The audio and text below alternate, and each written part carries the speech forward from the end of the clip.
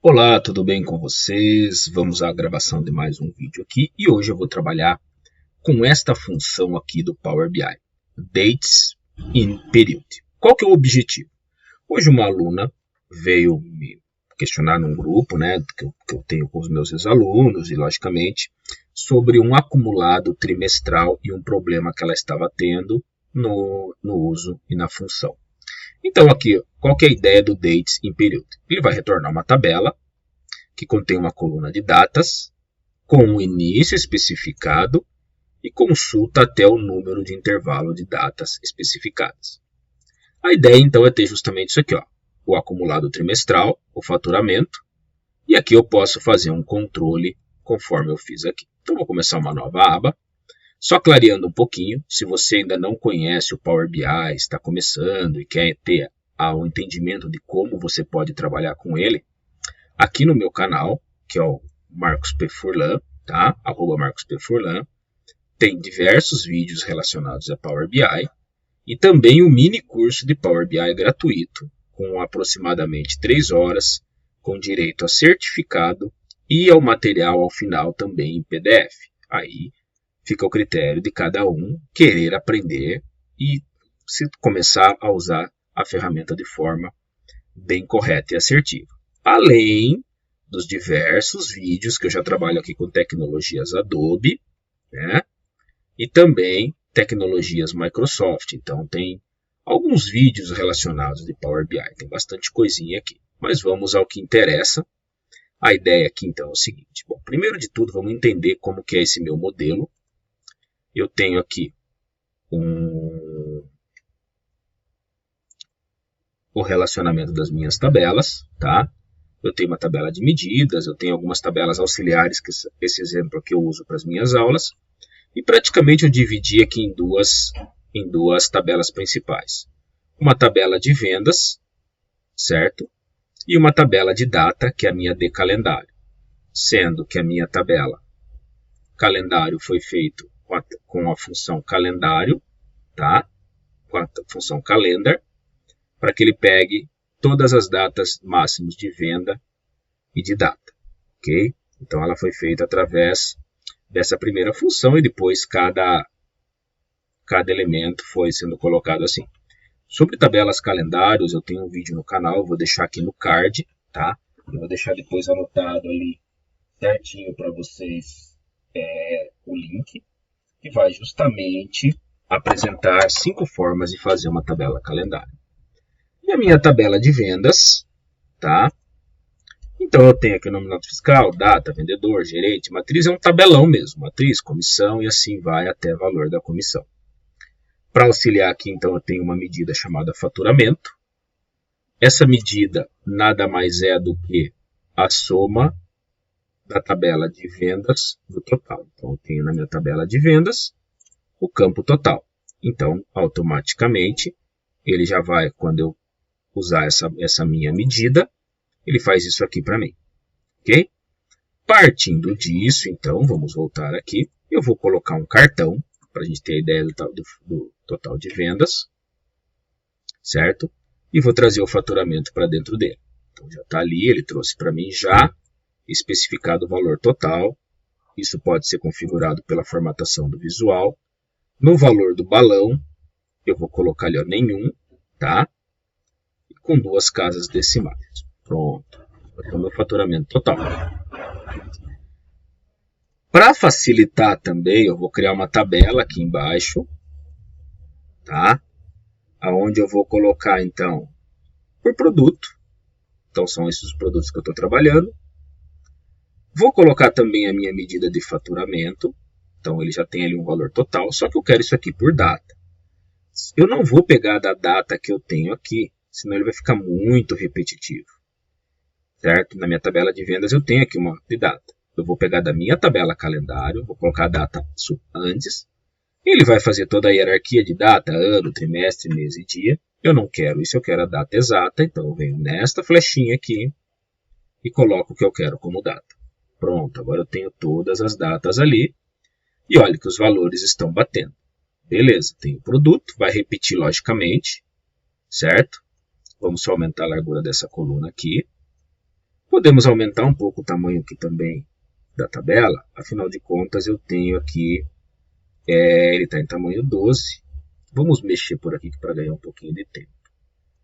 Exibição, vamos entrar aqui na personalizar o tema atual, texto, tá? Vamos pôr aqui em tamanho 14 e vamos aplicar. Pronto, dessa forma eu não tenho que fazer isso um por um e eu já ganhei tempo, até para a questão da aula fica melhor a visualização. Beleza, eu vou colocar aqui também, ó, pôr aqui o total. Eu vou colocar aqui também um filtro, uma segmentação. Nessa segmentação eu vou colocar o campo de data. Então tá lá. Então se eu quiser pegar, por exemplo, como aqui eu tenho, ó, eu vou classificar isso aqui também pela data em ordem decrescente, para que ele coloque a última data antes. Então, consequentemente, os três, ó, como aqui eu trabalho do mês 2 e o mês 1 são apenas 2 meses, logicamente que eu posso ter aqui, ó, somente do dia 2 dias, 3 dias. Então, tem que dar 12.900. Mas vamos supor que eu precise ter esse valor aqui também. Então, eu vou precisar, para isso, criar uma medida que pegue esses 3 últimos dias, certo? E some para mim isso e traga aqui. Mas como que ele vai fazer isso? Se fossem meses, se fossem anos? Aí eu entro justamente em uma das funções de data, não é só essa que eu posso fazer isso, mas eu vou estar utilizando ela aqui, beleza? Então vamos lá. Primeira coisa então, eu vou clicar aqui na minha, já criei uma tabela de medidas, botão direito, nova medida. Aqui então eu vou dar um Ctrl rolagem de mouse para ficar um pouquinho maior. E eu vou pôr, ó, ACM trimestre. Pronto. Igual. Primeira coisa, eu preciso trabalhar com um filtro. O que eu quero filtrar? Eu quero filtrar o faturamento dos últimos 3 dias. Uma das funções, talvez a principal função de filtro, seja a Calculate. Qual que é a ideia da Calculate? É justamente trabalhar num contexto de filtro. Quem que eu quero filtrar? Vou bater aqui o colchete, tá? E aí eu vou pôr aqui a função que eu quero. Eu estou achando estranho porque ele não está trazendo para mim. Estou comendo bola aqui, vamos lá. ACM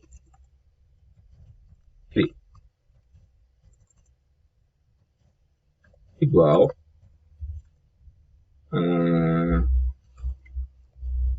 deixa eu só fazer uma coisinha aqui que eu estou achando muito estranho ele não ter o que ele colocou ali que ele já deu errado. Tudo bem, não tem nada aqui mesmo, ele teria que dar erro. Vamos só colocar, agora abriu. Sei lá, alguma coisa que ele não se perdeu aqui e tal. Ele não estava conseguindo trazer, e aí é um chatinho ter que ficar digitando. Pronto. Estou trazendo aquela medida faturamento. Poxa, mas o que eu tenho na medida faturamento? Vamos dar um ESC aqui, ó. Relembrando, medida faturamento é a soma do total de vendas. Poderia colocar isso aqui dentro da Calculate? Poderia. Então vamos voltar aqui. Então vamos trazer o faturamento.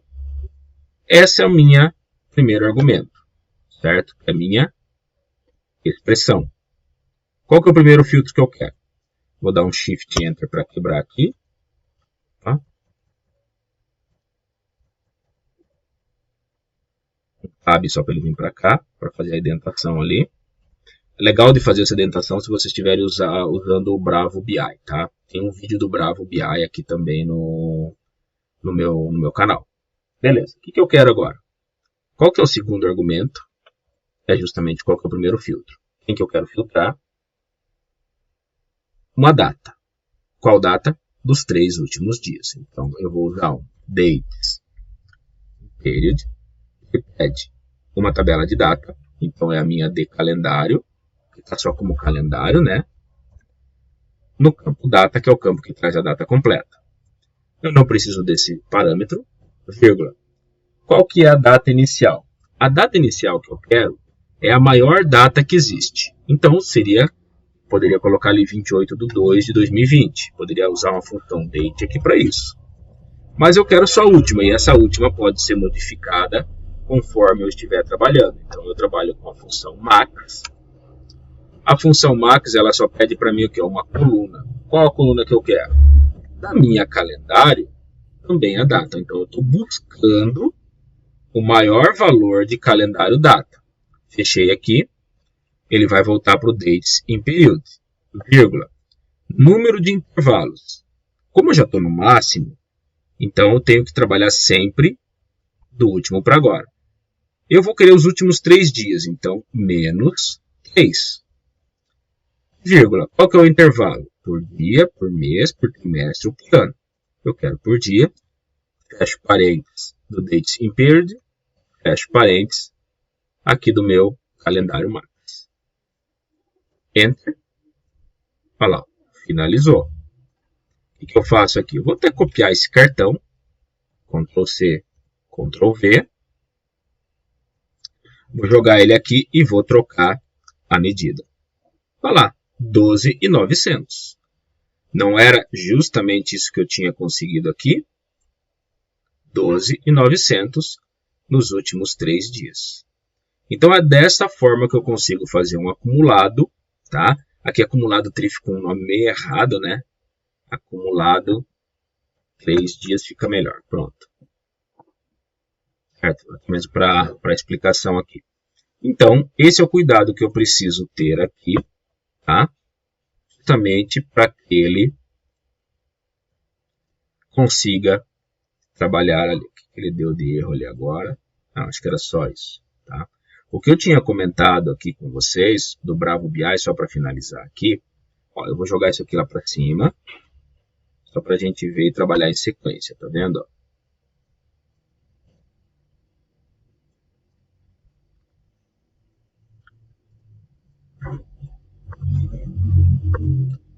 Eu posso pegar essa medida aqui, vai funcionar do mesmo jeito assim, tá, gente?